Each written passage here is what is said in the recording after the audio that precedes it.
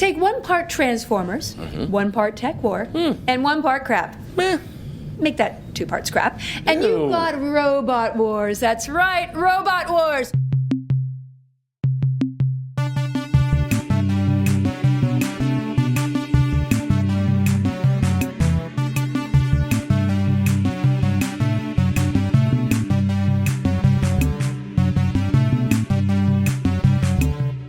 This time, we watched Season 13, Episode 2, Robot Wars. Oh, you want a Robot War? We could give you a Robot War. It's on like Donkey Kong. But first, some follow-up, and hello to our live audience. Oh, that would be my cat Sammy and my cat Louie, because we're recording in Portland still, but no longer at the Fabulous Passages bookshop. No, but we had a tremendous time. Thanks to everybody who came out. I hope you all enjoyed hearing us stumble over our words and forgetting to say things. I have a bit of follow-up based on that. There were many things that I didn't say, and that's true of every episode. We always leave saying we meant to talk about this, out of the other, but this time I wanted a whole topic about bicycle hand signals and how they now want you to do a right hand turn signal differently by pointing with your right hand instead of pointing up with your left hand. And the reason that those are the old symbols was because they date from carriages and early cars. And the whole point of that is that you can't lean out the right-hand window for the people behind you to see it. There's a reason why the passengers in the car don't make the left-hand turn signal, because that's when you slap your friend in the face. And there was a visual gag that didn't really come across on the audio podcast so well. But I understand, Chris, that there's a video of it, maybe just for our Patreons. Maybe just for our Patreons, maybe for everybody. We're going to let our Patreons have a first look at it and then maybe let them decide. And so the other listeners, well, you're in their hands.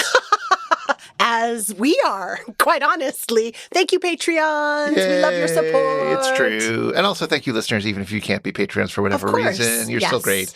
Hey, we also had some other follow-up. We had a lot of nice comments about eyebrow stuff.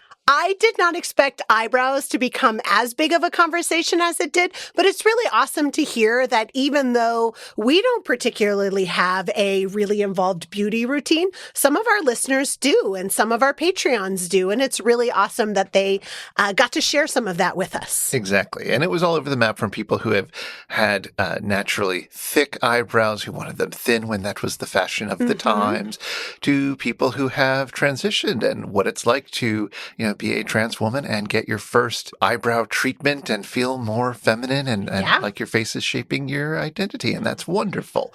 So that's great. I just plucked one eyebrow once, as I said last time.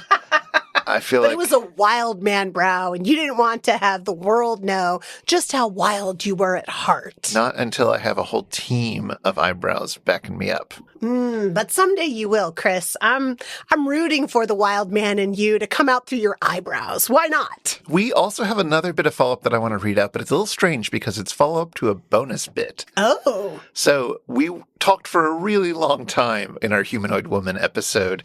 Humanoid Woman. Indeed.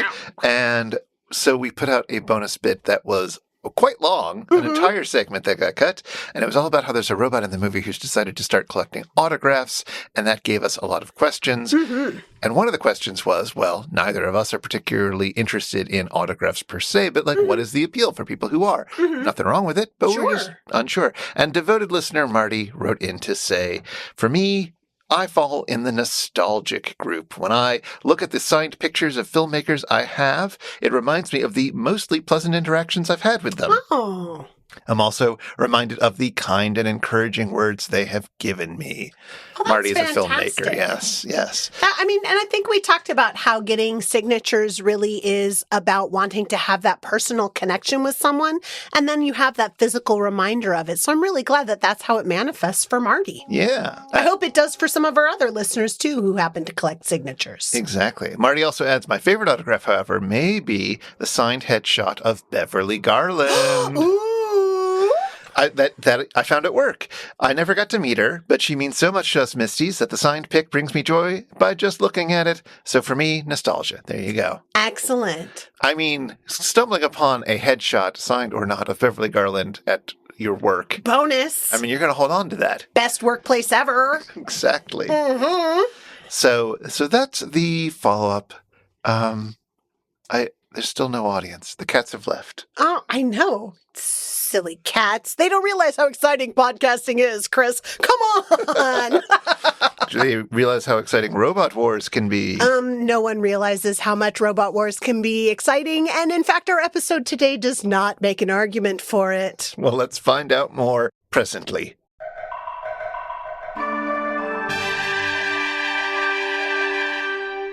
This time, we watch Season 13, Episode 2, Robot Wars. It has taken years of planning, but General Wally of the Eastern Alliance has finally positioned himself to acquire a mega robot and vanquish the North Hemis. Rooney, a North Hemi bigwig, has invited him to observe Maris 2 in action, the only scorpion-shaped mega robot in existence with full weapons capabilities and a kicky passenger compartment for travel. Rooney may hope to sell Wally a set of mini-bots, but he will find today goes in a much different direction. Wally's forces have done quite a bit to plan this covert attack. For a long time, the Eastern Alliance has been infiltrating the North Hemi territory as a guerrilla warfare group taking over the popular vacation destination Crystal Vista and its surrounding locales, while tourists have been oohing and ahhing over the exciting 90s ghost town. The Eastern Alliance's forces, called Centros, have been collecting guns, tanks, and other firepower and threatening the traveling tourists. Today, General Wally uses the trust of the North Hemis to visit Crystal Vista himself, bringing the robot and the secret forces together. And bonus, Rooney has arranged for him to ride in the cockpit with the pilot. This will make stealing the robot and destroying the North Hemis so much easier. A dynamic fighting force is armed and ready in Crystal Vista, while Lee is moments away from having full possession of the only mega fighting robot with awesome weapon capabilities in existence, and no one suspects a thing. The greed of the North Hemis have left them completely vulnerable to attack. But wait! An intrepid scientist, Lita, has been researching just what makes the tourist destination of Crystal Vista so strange. It's an abandoned 90s town, sure, but there's a layer of infrasorbate around it masking what may be underground. Infrasorbate? But that wasn't invented until 20 years after the 90s town was abandoned. Lita calls her reporter friend Annie in. They agree to investigate traveling to Crystal Vista as tourists. They explore the tunnels and school buildings and find out more. Lo, there is a whole set of micron transponders there. This leads them to find Maris 1, the first mega robot with weapons, and it should have been destroyed during an arms treaty years ago. Annie returns to the tourist group as Lita gathers more info, but oh no, the Centros have started their offensive. What can be done? Well, Lita summons a pilot and engineer to reanimate the first mega robot. They reboot it or whatever, emerge from underground, and attack Wally and the Centros. In a startling robot-on-robot action sequence that looks like an 8-year-old is smacking two Transformers toys together, Wally is defeated, and the Eastern Alliance's hostile takeover of North Hemi is thwarted. Drats! Wally would have gotten away with it if it wasn't for that nosy scientist and her friends. And that's how you write a misogynist, egotistical asshole out of the movie. The end. Meanwhile, in Moon 13, Dr. Cabal, the mysterious financier from the future, has popped in with a plan to make the Gizmoplex financially viable. Get a second host. We'll see how that unfolds in the next episode, Beyond Atlantis, which we've already covered, so spoiler, it's an awesome decision. Anyway, in the meantime, Jonah is trying to explain breathing to the bots, and they find the whole concept a bit sus. But on to the invention exchange. Jonah and the bots have combined rom-coms and spice blends into Meet Cute. All sorts of seasonings for your meat, or fake meat, dinners, based on Meg Ryan classics. Delish. And after some movie, Tom and Crow are pretending to be flight attendants. They're gossiping on the job and occasionally yelling at Diane, played by Jonah, to do her job better. In a nice detail, Tom is holding a copy of Cosmo with an image of Barbara Crampton in her iconic pink jumpsuit from the movie with the tagline, "The 90s are back. Is your closet ready?" After some more movie, Tom and Crow will get a free Dreamcast if they listen to Jonah's presentation on the 90s and Crystal Vista. They make a lot of jokes about all your favorite things from the 90s, except they forgot about my favorite 90s Cowtown puppet show. Anyway, just let Jonah sign into his AOL account and get them signed up and... oh, it's intermission time. Well, when we get back from that, Tom and Crow are as good at analogies as a goldfish in a Toyota dealership. But hey, then we're back to the movie, and then we're done with the movie, and now it's time for Stump Talks, as Jonah and the bots do a TED Talk in the style of hapless co-pilot Stumpy. Max appreciates the sidekick love.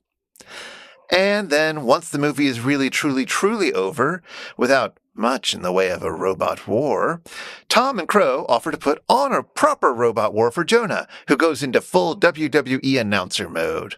The battle of the bots is brutal. Max watches eating popcorn until Kinga enters, grabs a handful of popcorn, and just snarfles it down. Absolutely snarfles it.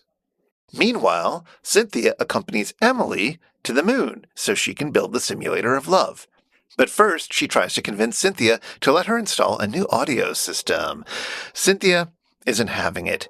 Kinga, however, realizes that Emily might just be what's needed in a new test subject. But, until then, what do you think, sirs? Oh yeah, there's no question. There's no robot war in this robot war. You can't have one robot versus another robot and call it a war. Well, I mean, there isn't even a war going around it in which the robots are a part of fighting forces. So it's not even war with robots that they were like, wouldn't it be kickier if we called it Robot Wars?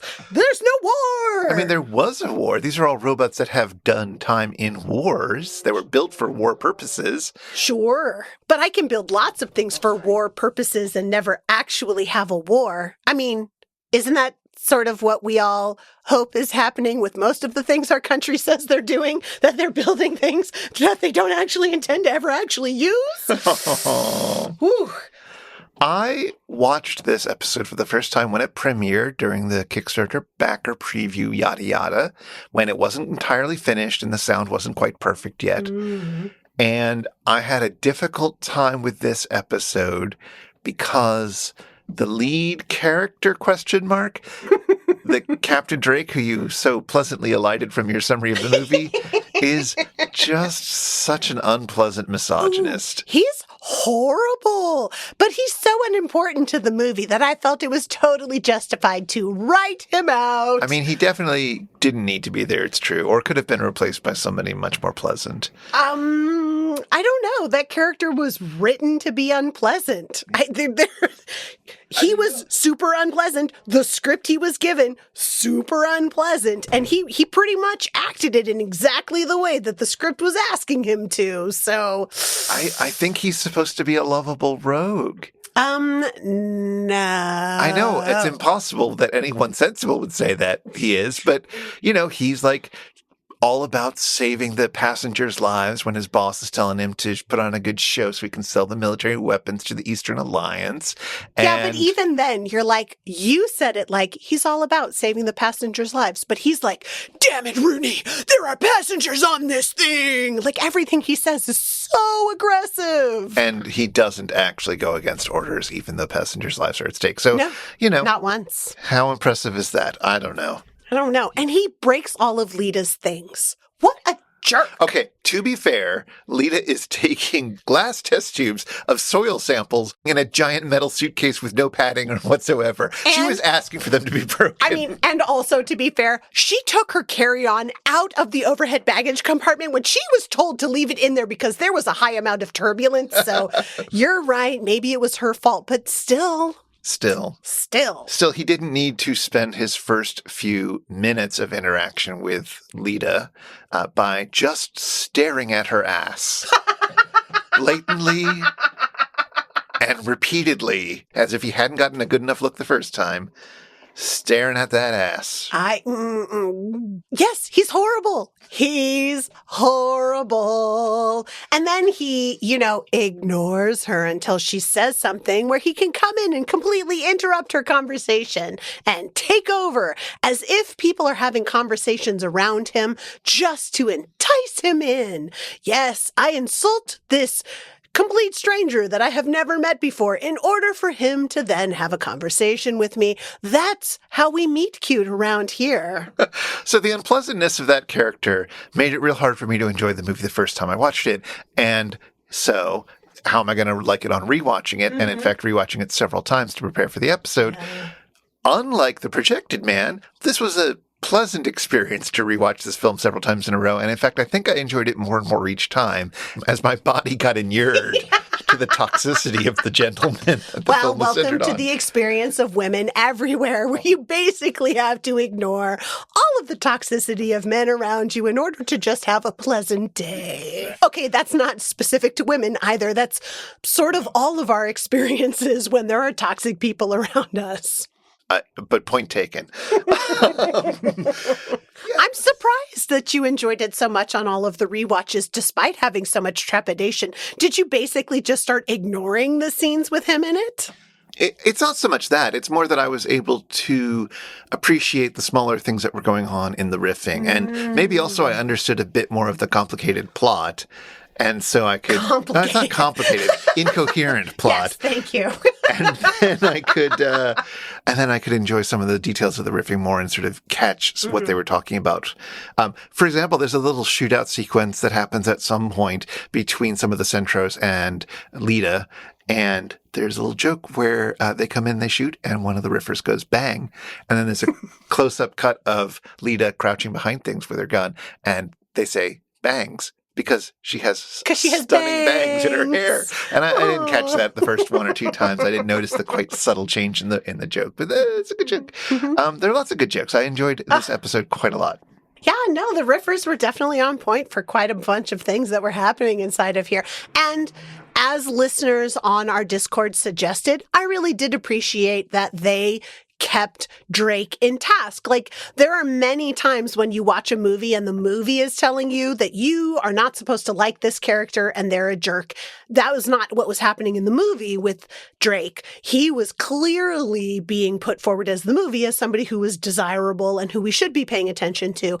And the riffers took the time to undercut that in every way that they possibly could, whenever especially they were talking about Lita as a love interest for him or him as a love interest for Lita, because there's absolutely no compelling interaction between the two of them before she refers to him as lover boy, which is super weird. That is not a phrase I use for complete or near complete strangers in my life, but who am I?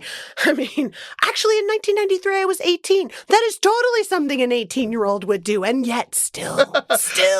Props to Barbara Crampton, who we'll talk about a bit more as Lita, for absolutely failing to make any of her falling in love with Drake believable. Like, as a conscious choice, I think. She's a very competent actress in this sort of thing. And she committed fully to finding him an awful person at the beginning and giving him a good punch. Oh, that punch was very satisfying, by the way. Very satisfying. I'm glad they repeated it as the stinger. The stinger, yes. But when it was like, oh, actually, I'm into him. Like, she doesn't sell that.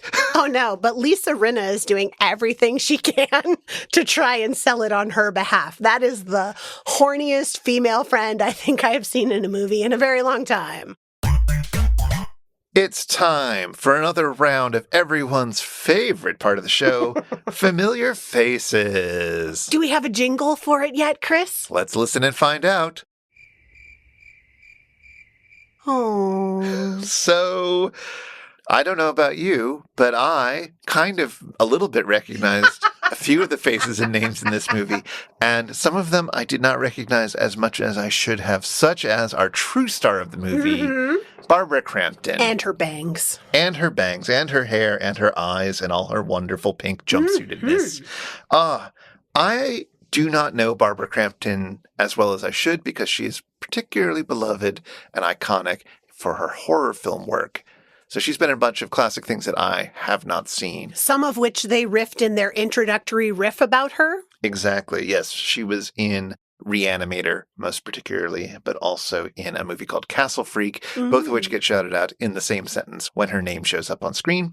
She is beloved enough that I had at least heard from her from hanging out with enough people and understood that this is a big deal. And I would argue she's probably the most interesting person to watch on screen in this movie. No question. No question. She's got like super big blue eyes. She's always looking around at things that are going on. She gives good face in terms of giving you very emotional responses to what's going on. Usually looks of disgust, but usually that's what's going on around her in the movie. So it totally makes sense. So she got her start before she was doing horror films, and actually while she was doing horror films as well, in soap operas, as a lot of actors do.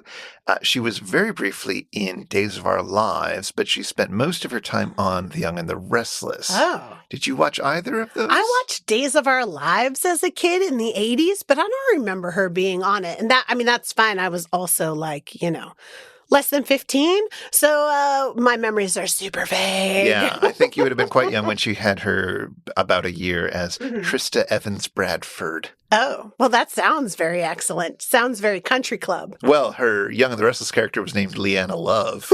Ooh! She was in a bunch of other films, a lot of them being made by Full Moon Productions, which we'll talk more about in a bit. She was also in a movie called Chopping Mall. Oh. Chop, chop, chop. Nice. Which was produced by Julie Corman. Oh, any relation to Mrs. Roger Corman, yes. And she's still making movies. She was in a movie recently called Jacob's Wife. Oh. I don't know. Some kind of vampire film from 2021. I don't know anything about it. I am the terrible person to introduce this. This is really an Adam kind of topic, but... Aw. Yeah, Adam knows his horror movies. But I want to still recognize that she is, from everything that I've read about her, just a delight. I feel like we also have to talk about the other alleged star of the film. Just briefly. We allegedly have to talk about him. I don't know. Yeah. Don Michael Paul plays Captain Drake. Misogynist Jerkpants. With a very punchable face. I mean, I just wanted to punch him the whole time. Yeah. Was he a familiar face to you? His haircut is, but he is not. That's not true. You've seen him in another movie. Oh, I'm sure I have. I'm sure you have too, because he played Robbie in Alien from L.A., the horrible boyfriend from the beginning of the movie. Oh, well, that totally makes sense that he was the horrible boyfriend. The horrible misogynist pilot in this movie was the horrible boyfriend in Alien from L.A. The one who was just like, your voice is so shrill and I hate you. Oh, but now I think you're hot. And it's just like, no. Well, Kathy Ireland rejected him too, so bonus points. I was looking at his IMDb page, and there's a little bio section which you or your agent can write up, if you pay the money to do so. Did he? Did he pay the money? Oh, boy. Don Michael Paul's work has taken him far and wide, from the Brandenburg Gate of Berlin to the basilicas of Budapest, from the Black Sea of Bulgaria to the High Veld of South Africa. Oh, my God. From the shores of Vancouver, BC to the Blue Mosque of Istanbul. From the Greek Isle of Santorini to the dense jungles of Krabi, Thailand. Don loves the world and the stage and feels at home wherever his filmmaking adventures take him. Wow. He also points out that his friends refer to him as DMP. They do not. Well, it says DMP in capital letters. I'm assuming they pronounce it dump. He also goes on to talk about how he loves working with edgy, character-based action, which inspired him to write in longhand his freshman script, Harley Davidson and the Marlboro Man, on a legal pad. It sold. Mickey Rourke and Don Johnson signed on, and it got filmed.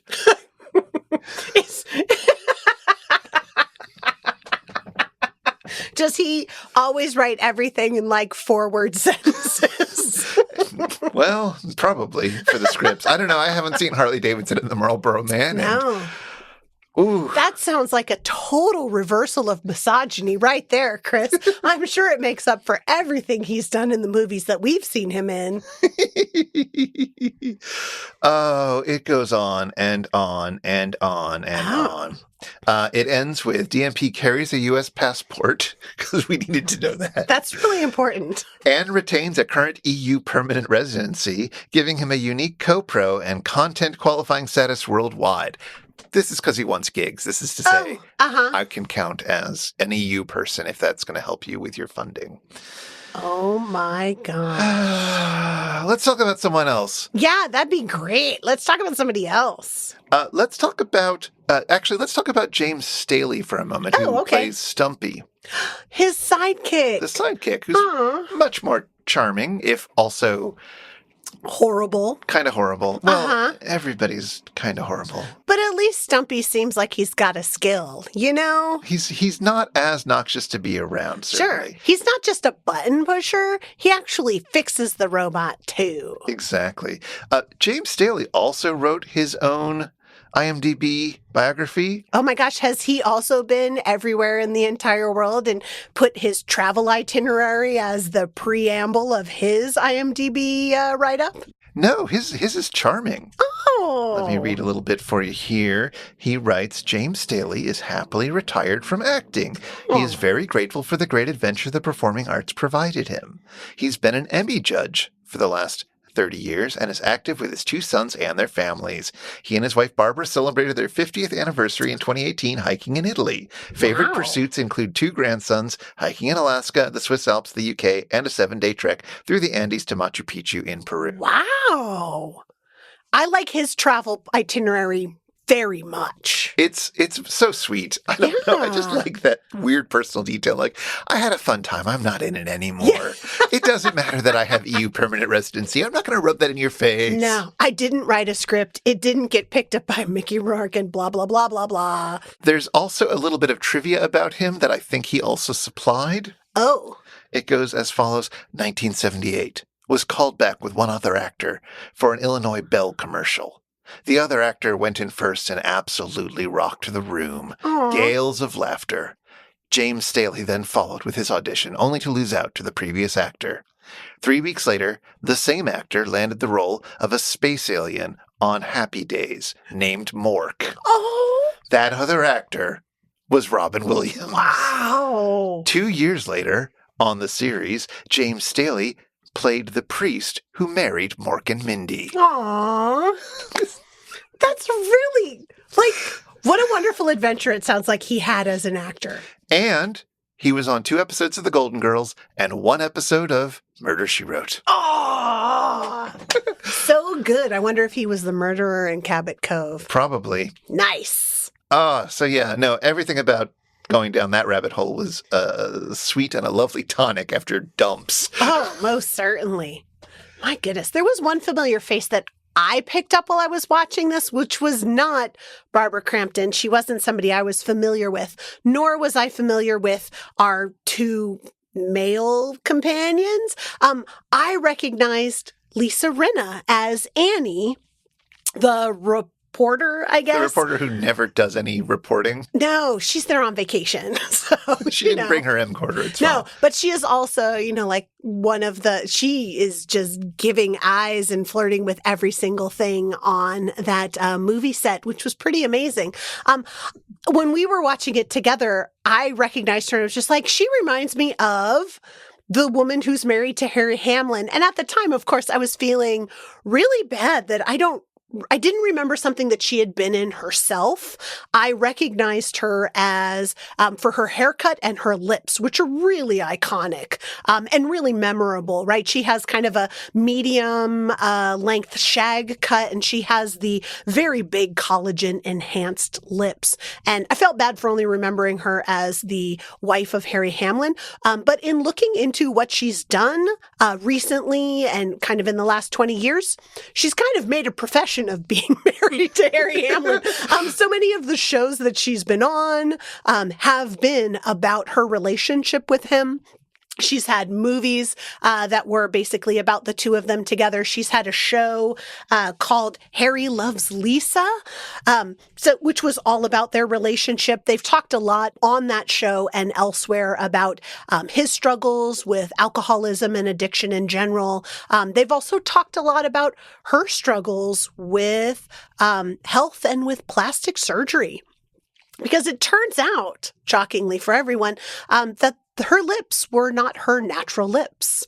That at the age of, 20-something, she had permanent collagen enhancers put into her lips that then leaked and caused a lot of scar tissue. She had to have reconstructive surgery on her lips to have the scar tissue removed, but still to keep her lips like super plumpy, plump, because it's her signature look. And, she's had it since her mid-20s.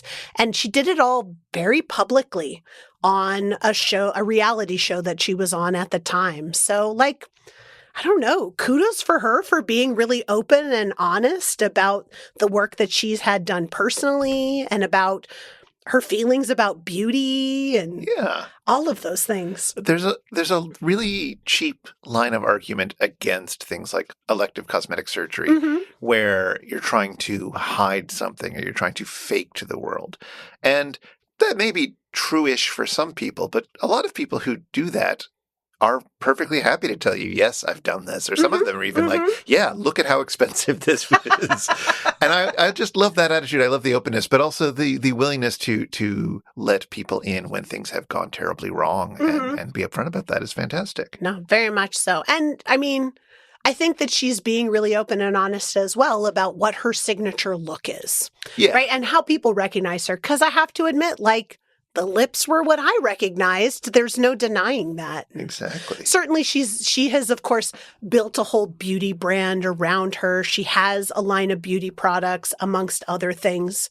And there's a very recent article inside of a magazine called Paper in which they're referring to what is now going to be the Renaissance. I know, right? I see what they did there. But just talking about how she just continues interacting with and bringing things positively to the world. And I hope you put the link in the show notes to that article because there are some wild pictures of her in couture.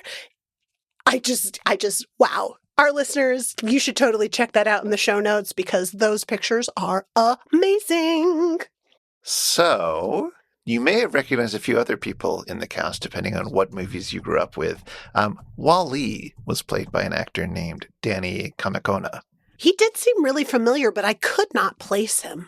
And Wall-E's sidekick, Chao Sing, was played by Yuji Okumoto. Totally recognized him, but again, could not place him. Where would I have seen him, Chris? Once upon a time, there was a movie franchise called The Karate Kid. And in the second episode of The Karate Kid, the one where they travel back to... Daniel and Mr. Miyagi go back to Okinawa to explore Miyagi's roots. And Peter Cetera does the theme song for the movie. Yes, absolutely. And meets up with an old friend-turned-rival... named Sato, or Sato, I can't remember, played by Danny Kamekona, who he had been in a bit of a falling out about over a girl, and then it was like, well... always over a girl. We're going to fight to the death over the girl, and Mr. Miyagi decided to just pack up and leave rather than do that. And so they're going to mend their ways, but Sato has a nephew named Chozen. Oh, no. Played by Yuji Okumoto. Oh, they were in the movie together? Yes. Oh. Do they always come as a pair? Because that's amazing. They have a certain chemistry together, so yeah. And Chozen ends up having a squabble with Daniel, and that's the big fight at the end where they have to fight to the death. Daniel wins, and spoiler, does not kill him, but instead of doing the claw to the face death, he does a little nose tweak, got your nose in front of the crowd, and everybody's very happy, and it's very sweet.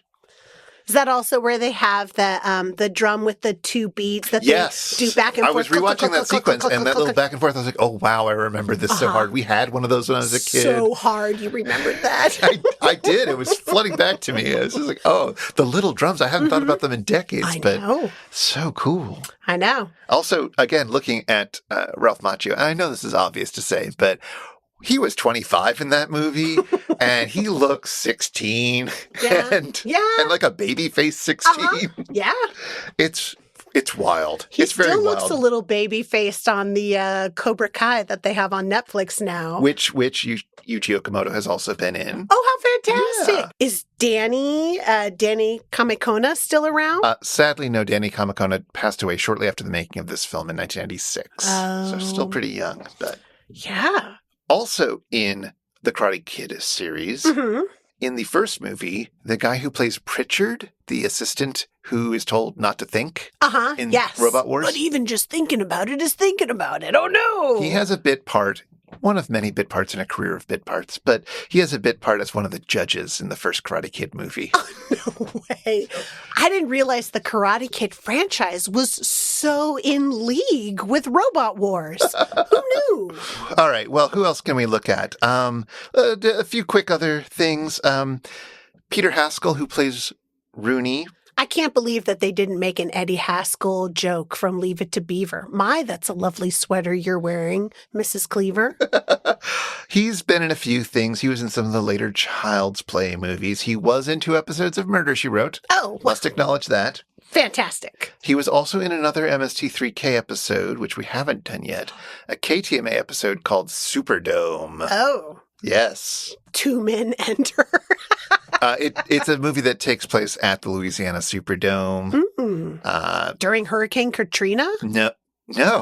It was a KTMA episode. It came out in 89. Oh, good Lord. I can't believe that. It's a 1978 made-for-TV movie. We'll talk about it soon enough. I believe it's supposed to be a pretty good episode. But excellent. I wonder if that was the same Superdome or if it was rebuilt. We'll have a whole segment on the history of the Superdome. Though? Will we? The chances of us talking about sportsing is pretty low. We've done it before. It's true. The other thing that I found interesting in his back catalog was that he was in a 1966 film adaptation of James Joyce's Finnegan's Wake. Oh. Directed by Mary Ellen Butte. Finnegan's Wake, a notoriously difficult to read and non-linear, not having a plot kind of book. Yeah. They made a film adaptation of it in the 60s. Because everything in the 60s was notoriously I don't know. hard to follow. I don't know. It's an interesting idea. I'm super curious now. I will try to find it, but I don't think it's easy to track down these days. Fair enough. The top review on IMDb was from somebody who said, well, I've never seen this, but it's a really important book, so I'm going to give it at least 6 stars. I haven't actually seen this. Well, that's a review. I'll also quickly throw in that Jay Downing, who plays Plunkett, who's the tour guide. Oh, the one that Lisa Finn is all hot for, amongst other people. Nothing too interesting to say about him, except that he also was in an episode of Murder, She Wrote. Oh! We love that. We do. Good work. They're all too young for Bonanza, but they're all getting their turn in Murder, She Wrote. Well, I guess if you can't be in Bonanza, Murder, She Wrote is sort of the next best thing. This is also a movie that was directed by Albert Band and written by Charles Band, amongst others. It's a Full Moon Features. We've talked about them in the past in our episode on The Day Time Ended, so you should go there for more. They also produced a bunch of other MST3K movies like Robot Holocaust, Laser Blast, and Dr. Mordred, which we'll be looking at someday. It was another season 13 episode. Does Dr. Mordred also have robots and lasers and future type stuff in it? Yes, the stop animation guy, David Allen, is the same one who does the stop animation for Laser Blast and The Day Time Ended. And it's sort of not quite up to Harryhausen standards.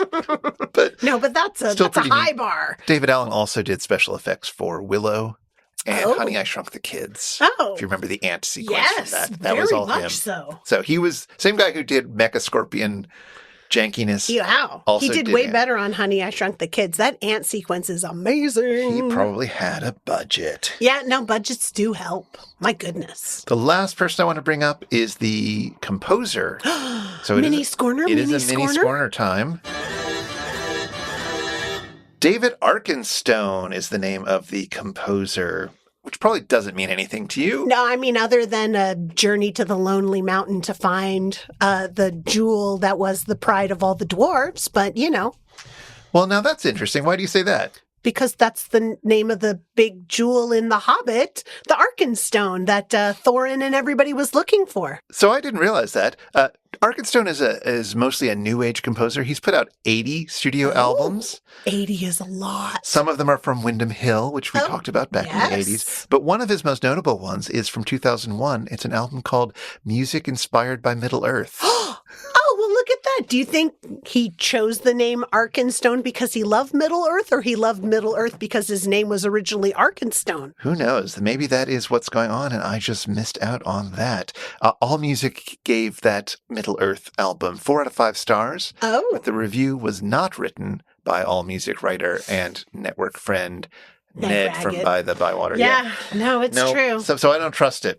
No, if anybody's going to give us an opinion on the music of Middle-earth, it better be somebody from By the Bywater. I expect an episode from them about it soon. Wow. Also, Arkenstone did a bunch of soundtracks, especially working with Full Moon Pictures, but he also contributed some music to many of the World of Warcraft expansions. Oh my gosh! That sounds amazing! What really excellent work to get! The World of Warcraft expansions have some really excellent music. Yeah. And it seems like he's not the only composer for those as well. Sure. But and although he's perhaps most known for new age type stuff, it seems like he has dabbled in quite a lot of genres and has been very prolific. And so, I don't know, that seems interesting to me. Yeah, absolutely. Anyway, those are some of the familiar faces we got to meet in this terrible movie. Thank you, Robot Wars. Hey everybody, it's time for the Shallow 13. And now it's time for the Shallow 13. 13 little punches to the face about today's experiment, Robot Wars. Go, Charlotte, go!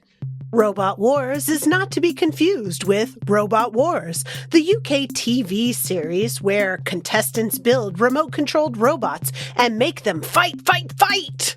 The show began broadcasting in 1998, but the show's creator, Mark Thorpe, came up with the idea in 92 and did a live version in 1994, which is to say, Robot Wars and Robot Wars were dreamed up independently at about the same time.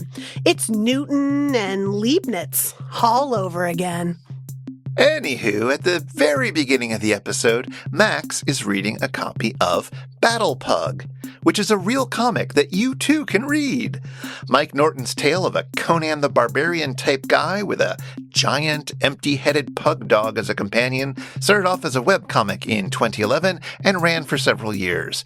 The complete Battle Pug Compendium was published in 2019, but you can still read much of the comic online. Link in the show notes.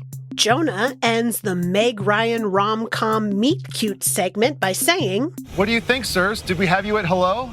"But You Had Me at Hello" is from Jerry Maguire, which doesn't star Meg Ryan and is therefore, according to Jonah's own logic, not a rom-com, but a drama. What's the deal, Jonah? During the opening credits, Jonah is doing a whole bit about sourcing robot parts, and he says, Now, my cousin at Wayland Yutani, he can cut me a deal on new parts, all right? But it's still gonna cost you, okay?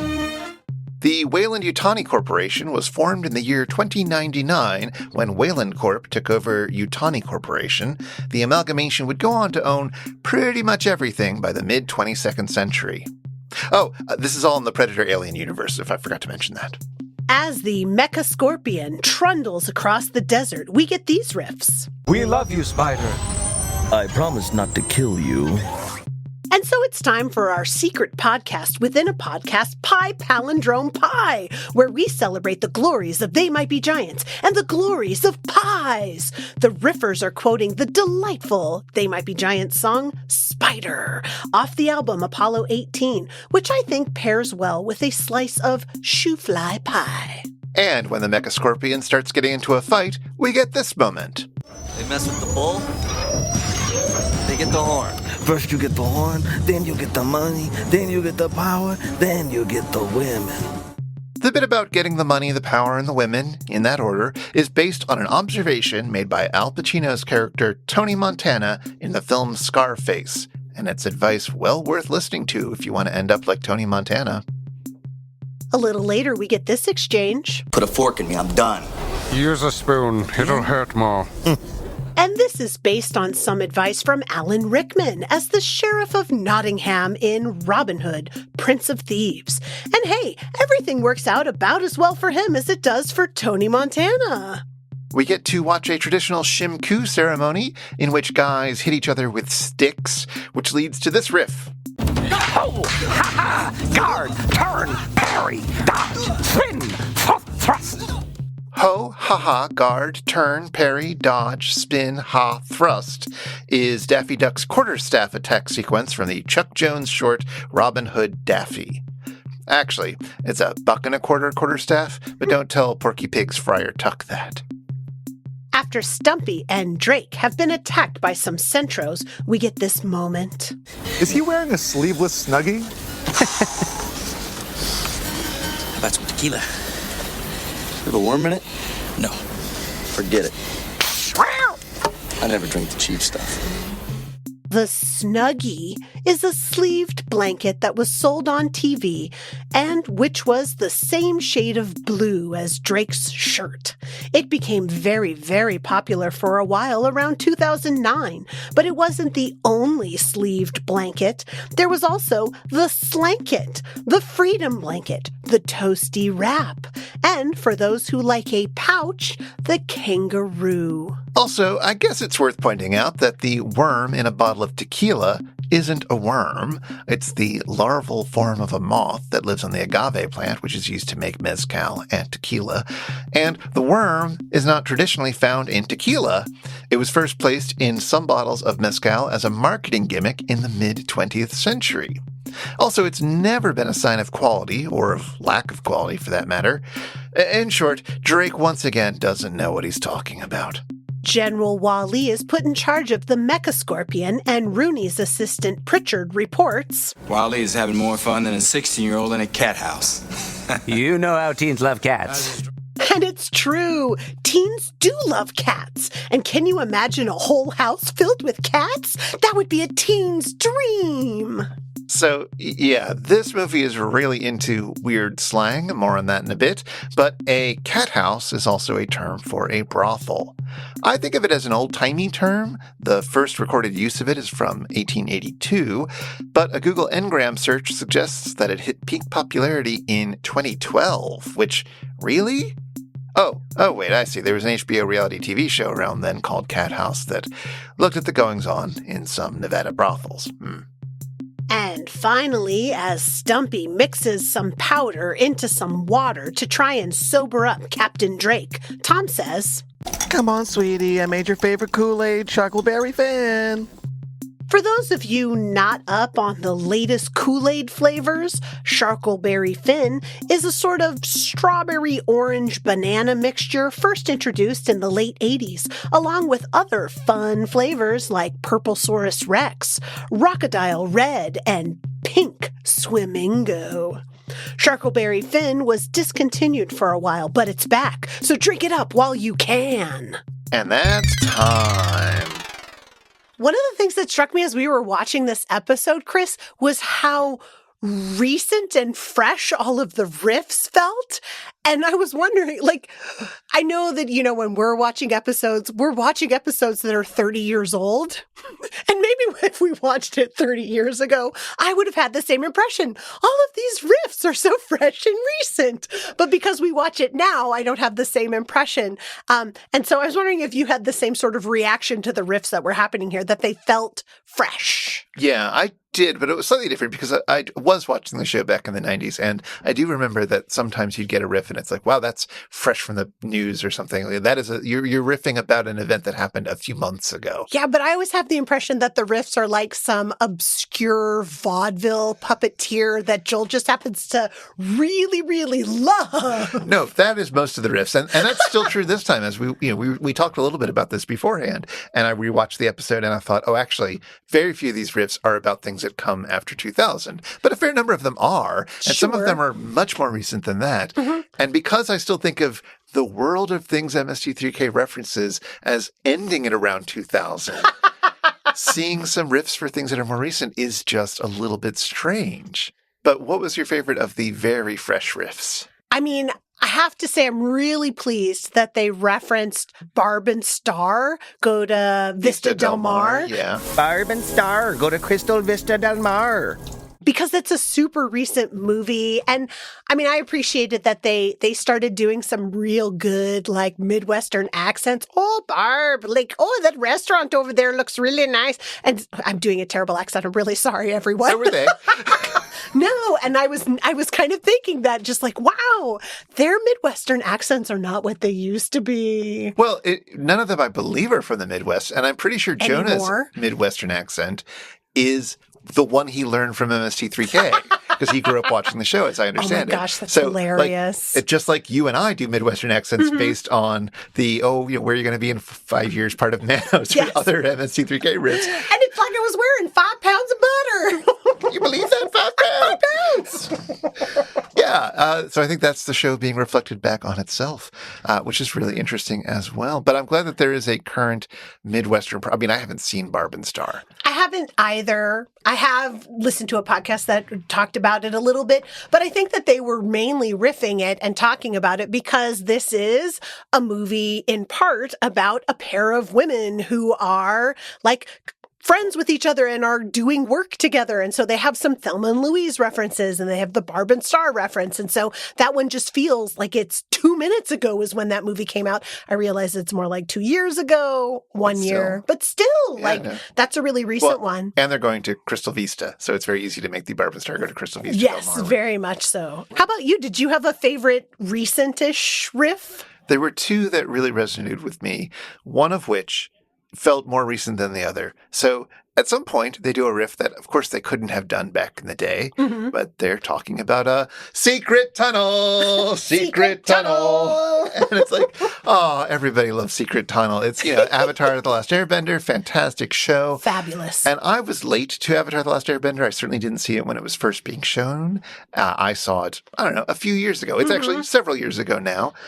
But to me, it still feels really fresh. Maybe it's because there's still Avatar The Last Airbender stuff being made, and like the role-playing game just came out, which yada, yada, yada. It feels really recent. And it's an amazing show. And it's absolutely amazing. Oh my gosh, the storyline is amazing. The characters are amazing. They feel so personal. It is so good. But somebody who was born on the day that Avatar The Last Airbender debuted is now 18 and can vote here in the US. Stop it.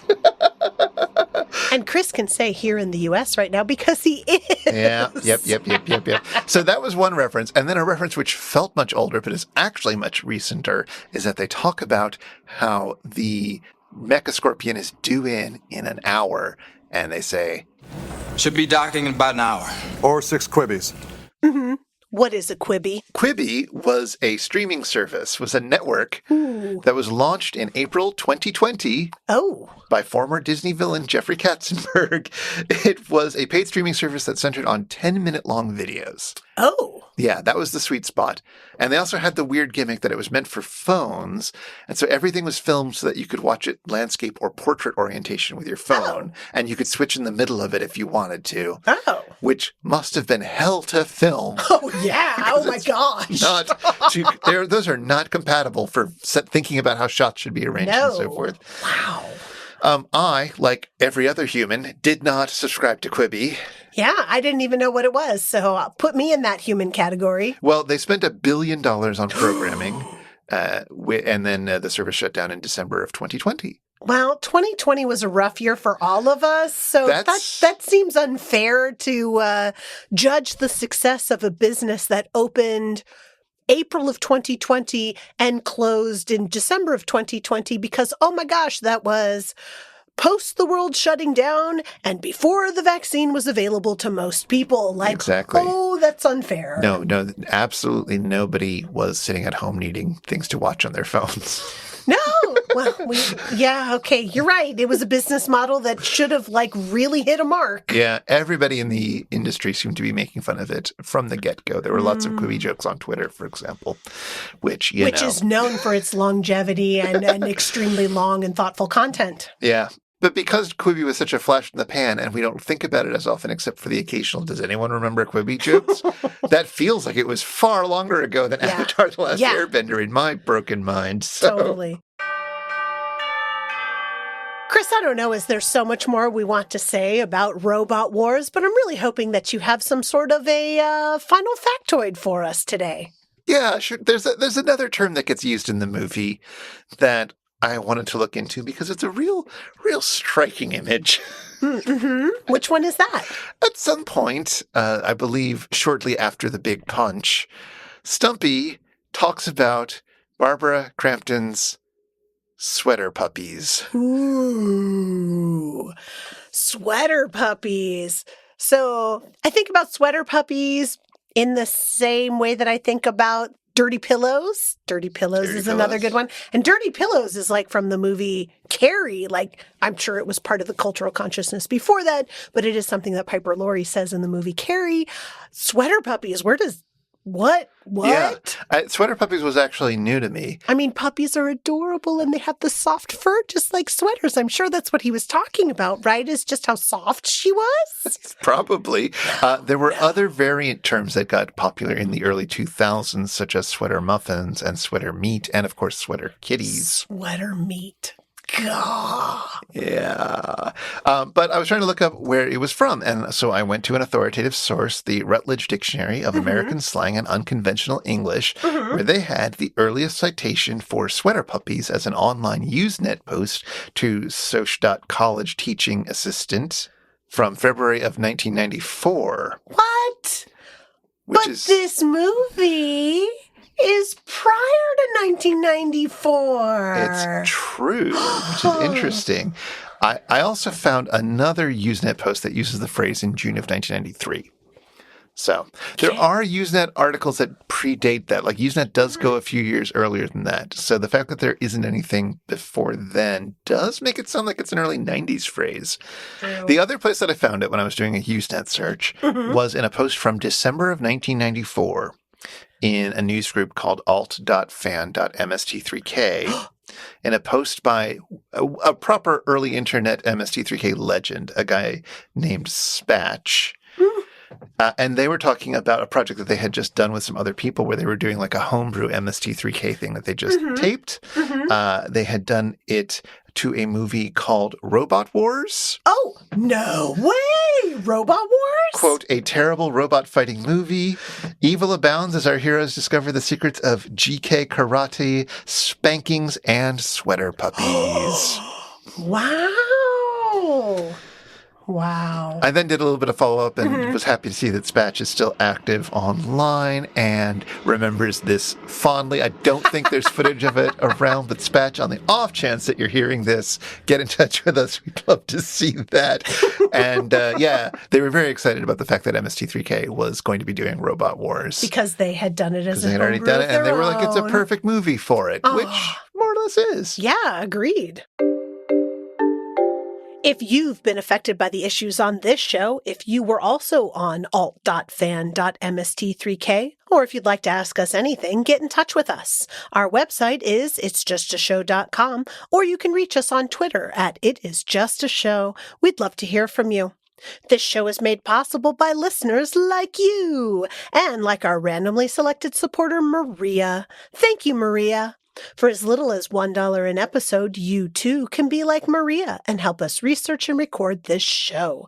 You can join us on a friendly Discord, and you can listen to all our super fan bonus bits. Find out more at itsjustashow.com/Patreon or patreon.com/itsjustashow. And if you want to follow up on anything that was mentioned today, you'll find links in our show notes at itsjustashow.com/episode/132. Well, it was lovely visiting season 13 again.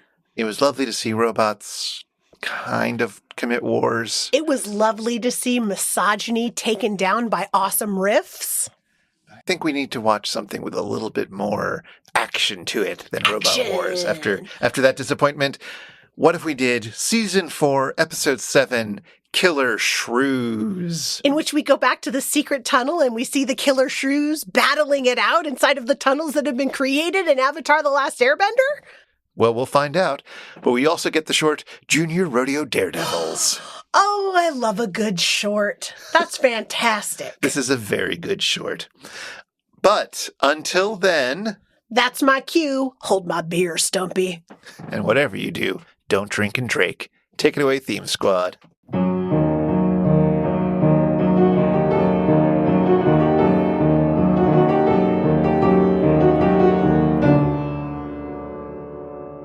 Secret tunnel! Secret tunnel!